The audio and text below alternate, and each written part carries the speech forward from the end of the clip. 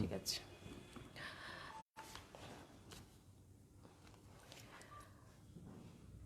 নমস্কার।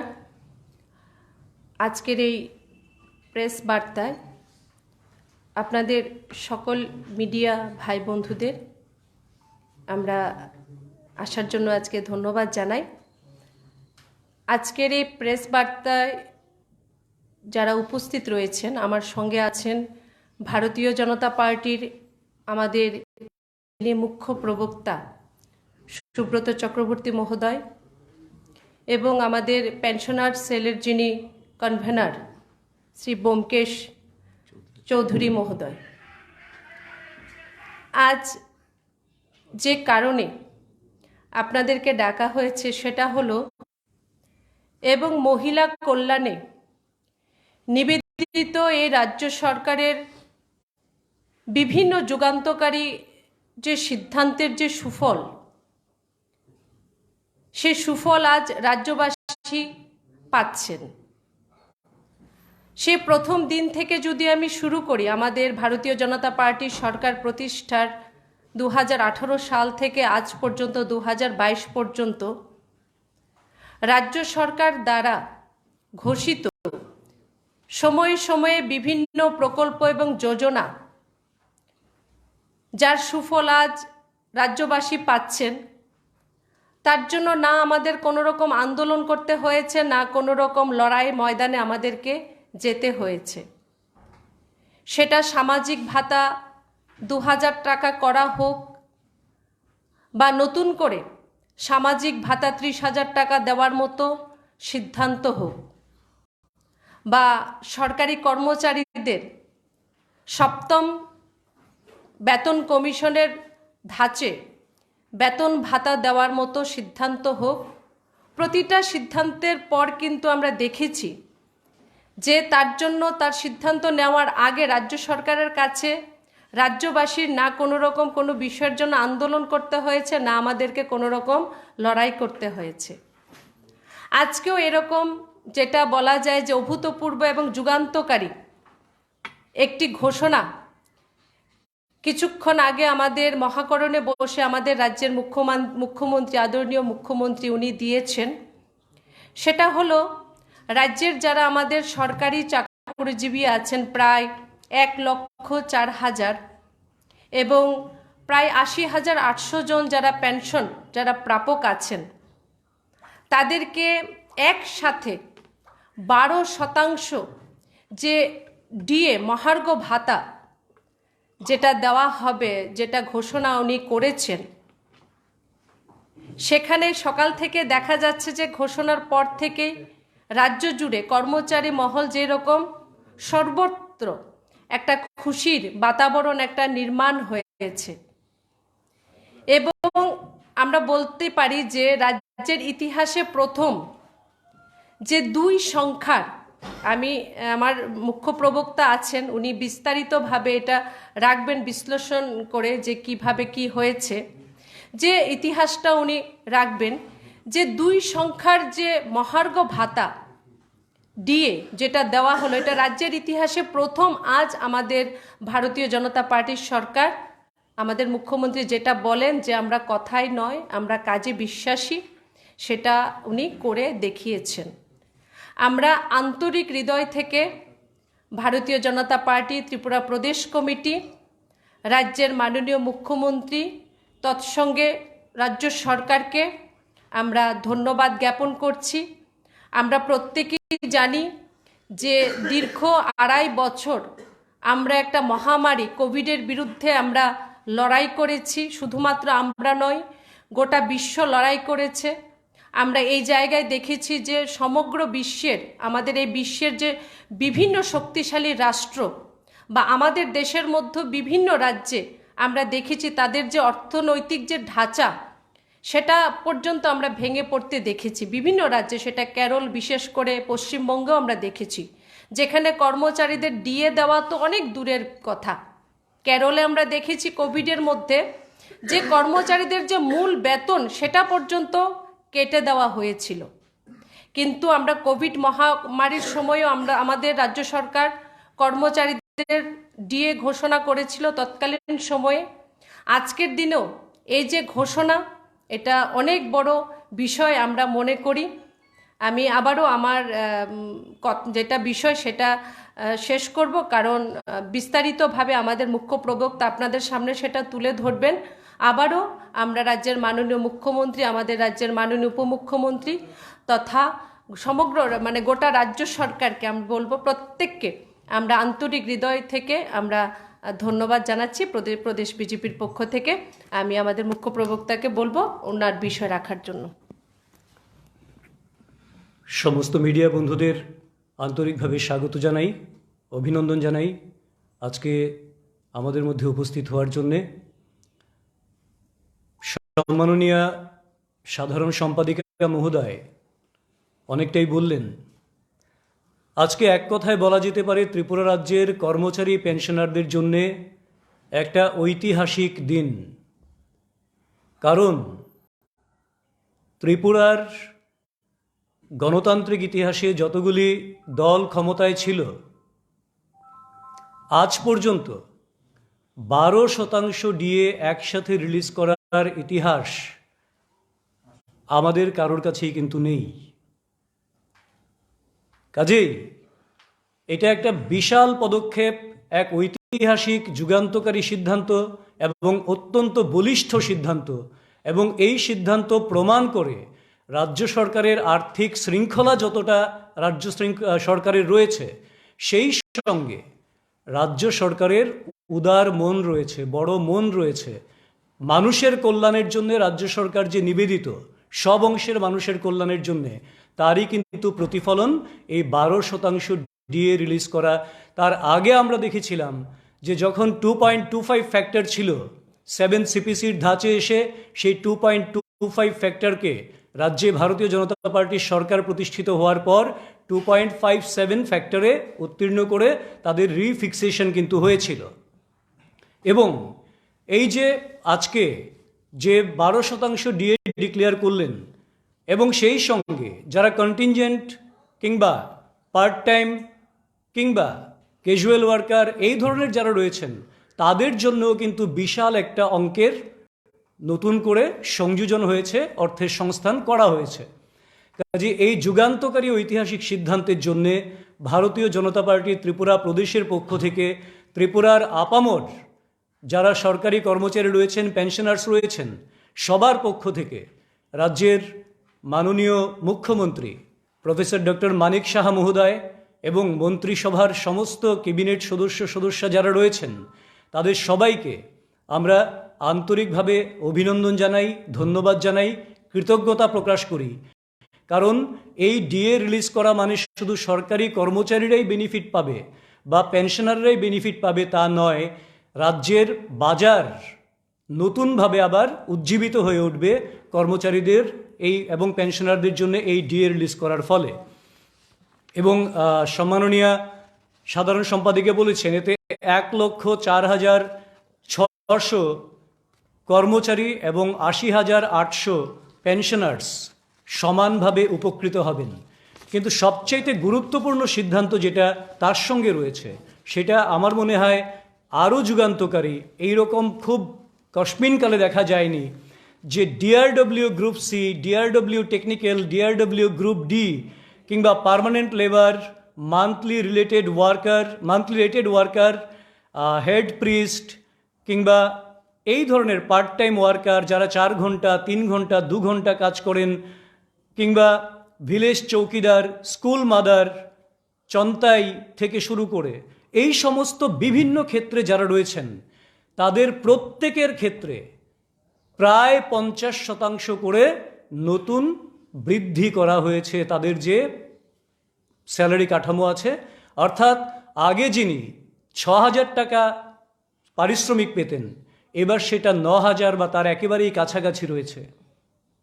আগে যদি কেউ 8,000 টাকা পেতেন, তাহলে এবার সেটা 12,000 টাকা বা তার প্লাস মাইনাস কিছু রয়েছে। এই রকম একটা ঐতিহাসিক বলিষ্ঠ সিদ্ধান্ত, যেটা সমাজের প্রত্যেকটা অংশের সরকারি বিভিন্ন ডিপার্টমেন্টের একেবারে নিচুতলা থেকে শুরু করে নিয়মিত অনিয়মিত থেকে শুরু করে সমস্ত অংশের মানুষ সমানভাবে উপকৃত হবে এই যে সরকারের সবকা সাথ সবকা বিকাশ, শুধুমাত্র সরকারি কর্মচারী নয়, রেগুলার কর্মচারী পেনশনার নয়, যারা ডেইলি রেটেড তাদের জন্যও পর্যন্ত সরকার উদারভাবে যে ভাবনা রেখেছেন, তার জন্য সরকারকে অবশ্যই ধন্যবাদ জানাবো এবং কৃতজ্ঞতা প্রকাশ করব। এবং এই প্রসঙ্গে একটা কথা আপনাদের অবশ্যই আমি রেফারেন্স হিসেবে দেব। আমি দেখছিলাম কোনো কোনো জায়গায় সিপিএমের থেকে বিরোধী দল ত্রিপুরার সিপিএম প্রচার করার চেষ্টা করছে যে তাদের সময়ে ডিএ ব্যবধান অনেক কমিয়ে আনা হয়েছিল, এখন ডিএ ব্যবধান বেশি, এই বলে আমাদের কর্মচারী পেনশনারদের বিভ্রান্ত করার একটা নতুন চেষ্টা শুরু হয়েছে।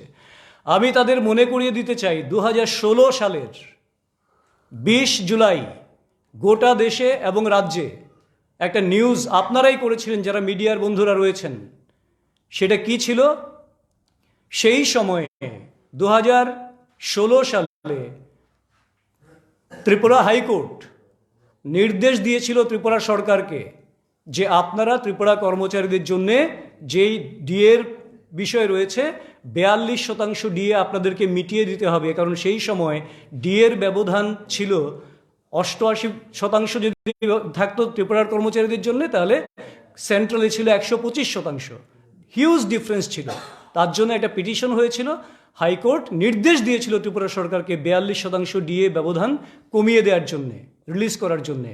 কিন্তু সেই সময় তৎকালীন সিপিএমের যিনি অর্থমন্ত্রী ছিলেন ভানুলাল সাহা মহোদয়, তিনি বলেছিলেন যে আমাদের পক্ষে এই ডিএ দেয়া সম্ভব নয়, আমরা সুপ্রিম কোর্টে যাব, এবং সুপ্রিম কোর্টে গিয়েছিলেন হাইকোর্টের অর্ডারকে স্টে করার জন্যে, চ্যালেঞ্জ করেছিলেন। এবং কি বলেছিলেন? যে যদি সরকারি কর্মচারীদের ডিএ দেয়া হয় তাহলে সমস্ত কাজ বন্ধ হয়ে যাবে, ডেভেলপমেন্টাল ওয়ার্ক টোটালি বন্ধ হয়ে যাবে। কি পঙ্গু একটা সরকার ছিল যে কর্মচারীদের বেতন ভাতা দিতে গিয়ে, ডিএ দিতে গিয়ে তাদের সরকারি কাজ বন্ধ হয়ে যাবে।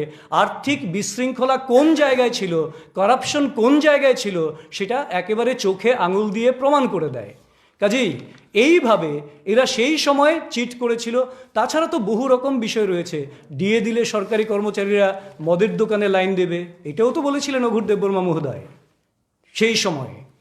কাজেই ওই সরকারটা ছিল জনবিরোধী সরকার, ওই সরকারটা ছিল কর্মচারী পেনশনার বিরোধী সরকার। আর বর্তমান যে সরকার রয়েছে, ভারতীয় জনতা পার্টির যে সরকার ত্রিপুরা রাজ্যে 2018 সালে মানুষ বহু প্রত্যাশা নিয়ে যে সরকারটাকে প্রতিষ্ঠিত করেছেন, সেই সরকার জনগণের প্রত্যেকটা অংশের মানুষের জন্য যে কমিটমেন্ট দেখিয়েছিলেন, সেই কমিটমেন্ট পূর্ণ করে চলেছেন। আজকের দিনে দাঁড়িয়ে ত্রিপুরা সরকার কোভিডের প্রায় 2.5 বছরের মহামারীতে, যেখানে প্রচুর নতুন আমাদেরকে ইনফ্রাস্ট্রাকচার ডেভেলপ করতে হয়েছে, প্রচুর খরচ বহন করতে হয়েছে, সেই জায়গায় দাঁড়িয়েও কিন্তু আজকে 20% ডিএ এই সরকার নতুনভাবে রিলিজ করেছেন। প্রথম দফায় 3%, তারপর 5%, আর আজকে 12%, 20% ডিএ কিন্তু এই সরকার রিলিজ করেছেন। কাজেই মানুষের কাছে অর্থ পৌঁছে যাচ্ছে, মানুষের অভাব মিটে যাচ্ছে, মানুষের ভাতা 2000 টাকা হয়েছে, মানুষ ঘর পেয়ে যাচ্ছে, বিজলি পেয়ে যাচ্ছে, গ্যাস সিলিন্ডার পেয়ে যাচ্ছে, রাস্তা প্রায় 10টা জাতীয় সড়ক হয়ে যাচ্ছে, যোগাযোগের কোনো রকম অপ্রতুলতা বা প্রতিবন্ধকতা নেই। রাজ্য শিক্ষার ক্ষেত্রে ফরেন্সিক ইউনিভার্সিটি থেকে শুরু করে, ল ইউনিভার্সিটি থেকে শুরু করে, ডেন্টাল কলেজ থেকে শুরু করে, সমস্ত দিক থেকে ইনফ্রাস্ট্রাকচার বলি আমরা, এডুকেশন বলি আমরা, এগ্রিকালচার বলি আমরা, কৃষকের আয় দ্বিগুণ করার জন্য এমএসপিতে ধান এবার 20 টাকা 40 পয়সা দরে কেনা হচ্ছে, শুরু হয়েছিল 17 টাকা 40 পয়সা থেকে। কাজেই সামগ্রিকভাবে গরিব অংশের মানুষের উন্নতি হচ্ছে, এইটা বিরোধী সিপিএম কংগ্রেসের পছন্দ হচ্ছে না। তার জন্য মানুষকে বিভ্রান্ত করার জন্য একের পর এক ষড়যন্ত্র করছে। কারণ তারা, যারা 25 বছর গরিবের সরকার বলে গরিবকে আরো গরিব বানানোর জাতাকল তৈরি করেছিল, এবং গরিব নিয়ে যারা রাজনীতি করে, গরিব বানিয়ে যারা রাজনীতি করে, তাদের রাজনৈতিক পাত্তা সাফ হয়ে গেছে এতদিনে। কারণ মানুষ এখন আর সেই অর্থে গরিবের সেই চরম জায়গায় নেই। আস্তে আস্তে ভারতীয় জনতা পার্টির যে মূল লক্ষ্য অন্ত্যোদয়, একেবারে সমাজের অন্তিম ব্যক্তি যিনি রয়েছেন, পিছিয়ে পড়া ব্যক্তি যিনি রয়েছেন, তাকে মূল স্রোতে ফিরিয়ে আনা, সেই কাজে রাজ্য সরকার ধারাবাহিকভাবে সাফল্য পাচ্ছেন। কাজেই এইটা সহ্য হচ্ছে না বলেই রাজ্য জুড়ে বিভ্রান্তি ছড়ানোর জন্যে এবং কিছু গাল গল্প রচনা করে এরা মানুষকে বিভ্রান্ত করার চেষ্টায় মেতে উঠেছেন। আমি রাজ্যবাসীকে বলবো তাদের সম্পর্কে সচেতন থাকার জন্যে, এবং যোগ্য সময় আপনাদের সামনে এগিয়ে আসছে যে তাদের এই ষড়যন্ত্র, এই বিভ্রান্ত করে, মানুষকে বিভ্রান্ত করে, জনবিরোধী, নিজেদের স্বার্থ কায়েম করার জন্য যারা আপনাদের কাছে আসে, তাদের যোগ্য জবাব দেওয়ার জন্য আপনারা সর্বতোভাবে তৈরি থাকবেন। আরেকটা বিষয় বন্ধুগণ আপনাদের নজরে আমি আনতে চাই। আজকেই আমরা দেখলাম একটা নতুন বিষয় আমাদের সামনে এসছে। 27 ডিসেম্বর 2022 ত্রিপুরার শান্তিপ্রিয় গণতান্ত্রিক নাগরিকদের প্রতি আবেদন বলে একটি লিফলেট যৌথভাবে প্রকাশ করেছে। কে প্রকাশ করেছে? CPM, Congress, RSP, forward block, CPI এবং যারা বলে আমরা কমিউনিস্ট হলেও বামফ্রন্টের বিরোধী, সিপিআইএমএল, সবাই মিলে যৌথভাবে একটা গাল গল্প রচনা করে মানুষকে বিভ্রান্ত করার জন্য। কারণ আজকে বুঝতে পেরেছেন কর্মচারী পেনশনাররা যেহেতু এবার তাদের যে আশা আকাঙ্ক্ষা সেটা অনেকটাই মিটে গেছে, এবং কোভিড না থাকলে এটা আমরা হলফ করে বলতে পারি যে ডিএর ব্যবধান শূন্য হয়ে যেত, এতদিনে শূন্য হয়ে যেত, যেটা রাজ্য সরকার চায়। এবং আগামী দিনগুলিতে যদি এমন মহাবিপর্যয় কিছু না আসে, খুব বেশি সময় লাগবে না, ডিএর ব্যবধান বলে কিছু থাকবে না। কেন্দ্রীয় কর্মচারীরা যা পাবেন, রাজ্য সরকারি কর্মচারীরা এবং পেনশনাররা একই রকম কাঠামোতে বেতন ভাতা পাবেন। তার জন্যে এরা তড়িঘড়ি করে আজকে এই রকম একটা যৌথ বিবৃতি প্রকাশ করেছেন। তাতে করে যে গাল গল্পটা রচনা করা হয়েছে, সেখানে যেটা তারা বলে বেড়ান বারবার, গণতন্ত্র নেই, আইনের শাসন নেই, এই ধরনের বিভিন্ন বিষয়গুলিকেই চর্বিত চর্বণ করা হয়েছে। আমি আপনাদের মাধ্যমে প্রশ্ন করতে চাই, রাজ্যবাসী অবশ্যই অবগত আছেন, তারা বারবার বলেন গণতন্ত্র নেই, মিছিল মিটিং কোনোটাতেই খামতি নেই, প্রত্যেকটাই সংগঠিত করছেন, প্রতিদিন করছেন, করুন, আমরা সেটাই চাই, এটাই তো গণতান্ত্রিক প্রক্রিয়া। আপনারা অংশগ্রহণ করবেন, মিটিং মিছিল করবেন, সেটা আমরাও চাই। মানুষ বিচার করবে কোন বিষয়টা নিয়ে আপনারা যাচ্ছেন, মানুষ বিচার করবে যারা বেনিফিশিয়ারি, যারা রাজ্যের ভারতীয় জনতা পার্টির সরকার থেকে সুযোগ সুবিধা পাচ্ছেন, তাদেরকে মানুষ দেখছেন, পরখ করছেন। আর আপনাদেরকে তো প্রতি 25টা বছর টানা এবং সামগ্রিক 35 বছর পরখ করেছে সিপিএমকে তথা বামফ্রন্টকে, 5 বছর পরখ করেছে কংগ্রেসের জোটকে। ইতিহাস মানুষের জানা আছে। কাজেই এরা যে বলে গণতন্ত্র নেই, সেই সময় সিপিএমই তো বলেছিল 88 থেকে 93 কালো দিন, জঙ্গলের রাজত্ব, শ্মশানের রাজত্ব, এই কথাগুলি বলেছিল। এই কথাগুলি মানুষকে বিভ্রান্ত করার জন্য আবার লেপ্টে দেওয়ার একটা চেষ্টা করছে। আর যে কংগ্রেস, তাদের কংগ্রেস সমর্থকরা সিপিএমের দ্বারা, ঘাতক বাহিনীর দ্বারা নলুয়া থেকে শুরু করে বিভিন্ন জায়গায় শহীদ হয়েছিলেন, কোথায়? তার দায়ভার কে নেবে? আমরা পশ্চিমবঙ্গে দেখেছি বুদ্ধদেব এবং রাহুল গান্ধী এক মালার তলায় নির্বাচনের আগে পশ্চিমবঙ্গের মানুষ যেমন জবাব দিয়েছেন, ত্রিপুরার মানুষ পশ্চিমবঙ্গের থেকে আরো অনেক বেশি রাজনৈতিক সচেতন, গণতন্ত্র সচেতন। ত্রিপুরার মানুষও কিন্তু যোগ্য জবাব তাদেরকে দেবে। যে কংগ্রেস সিপিএমের বিরুদ্ধে বিষোদ্গার করে যে 25 বছরে রাজ্যের কিছু হয়নি, 25 বছরে রাজ্যে খুন, সন্ত্রাস, অগ্নিসংযোগ, লুটপাট সব কিছু হয়েছে, সেই কংগ্রেস এখন সিপিএম এর সুরে কথা বলছে। আর যে সিপিএম কংগ্রেসকে দেশ বিরোধী, ষড়যন্ত্রকারী, লুণ্ঠনকারী ষড়যন্ত্রকারী বলে আখ্যায়িত করেছে, সেই সিপিএম কংগ্রেসের সঙ্গে এখন মিতালি করছে। যে বিষয়টা বারবার আমরা বলছিলাম যে কংগ্রেস এবং সিপিএম একই মুদ্রার এপিঠ এবং ওপিঠ, এইভাবে একটা মিথ্যা ষড়যন্ত্রের আবহ তৈরি করে এরা মানুষকে বিভ্রান্ত করার নতুন একটা ষড়যন্ত্র রচনা করছে। কাজে রাজ্যের মানুষের কাছে আমরা বিনম্রভাবে অনুরোধ করব, তারা যাতে কোনোভাবে বিভ্রান্ত না হন, তারা যাতে ইতিহাসটাকে একটু মনে রেখে কংগ্রেস সিপিএম সম্পর্কে সচেতন থাকেন। কারণ এখানে চাঁদার জুলুম নেই, মিছিলের জুলুম নেই, আন্দোলন করতে হয় না, বেনিফিশিয়ারি সিলেকশনে আমরা রাজনীতি করি না, ভারতীয় জনতা পার্টির সরকার রাজনীতি করে না। যারা গরিব, তাদের একমাত্র পরিচয় গরিব, তাদের সার্বিক উন্নয়নের জন্যে ভারতীয় জনতা পার্টির সরকার ত্রিপুরা রাজ্যে আপামর রাজ্যের জাতি জনজাতি থেকে শুরু করে প্রত্যেকটা অংশের মানুষের সার্বিক উন্নয়নের জন্য একের পর এক কাজ করে চলেছেন। কাজেই এই কাজকে নষ্ট করার জন্য, পরিবেশকে কলুষিত করার জন্য যারা ষড়যন্ত্র করে, তাদের বিরুদ্ধে মানুষকে ঐক্যবদ্ধ হওয়ার জন্য আমি বিনীতভাবে অনুরোধ করব ভারতীয় জনতা পার্টি ত্রিপুরা প্রদেশের পক্ষ থেকে। আপনাদের যদি কোনো প্রশ্ন থাকে। আজকে যে ঘোষণা হয়েছে নিঃসন্দেহে এটা ঐতিহাসিক এবং কল্পতরুর মতো ঘোষণা হয়েছে।